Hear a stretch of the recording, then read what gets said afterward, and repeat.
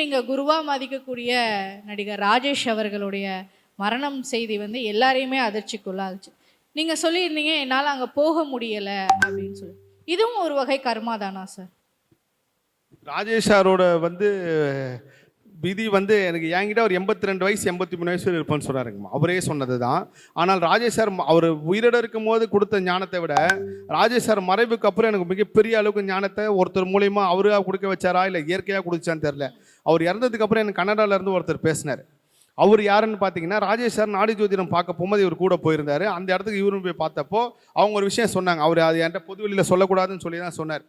அது என்னைக்காவது இந்த இயற்கை அனுபவிச்சு நான் சொல்கிறேன். அப்போது எல்லா விஷயமும் ராஜேஷ் சாருக்கு தெரிஞ்சு தான் அமைதியாக இருந்திருக்காரு. அது எல்லா விஷயமும் ராஜேஷ் சாருக்கு தெரிஞ்சு தான் அவர் மிகப்பெரிய அளவுக்கு அந்த பக்குவமாக வந்திருக்காரு.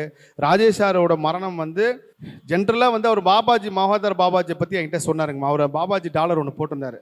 எனக்கும் பாபாஜிக்கும் இருக்கிற மிகப்பெரிய பொறுத்தத்தை அவர் சொன்னார். உங்களுக்கு 3ல் கேது, அவர் பாருங்க இந்த 3ல் கேது இருக்கிறவங்க யார் யாருன்னு சொல்லி ஒரு பெரிய லிஸ்ட் எடுத்து சொன்னார்.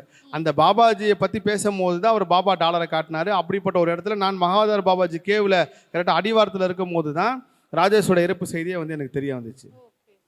ஸோ அது வந்து பெரிய ஒரு ஏதோ ஒரு கனெக்ஷன் தான், தொடர்பு தான். தொடர்பு இல்லாமல் வந்து இந்த திருச்செந்தூர் நம்ம ஏன் ராஜேஷ் சாரை பற்றி பேச போகிறோம்?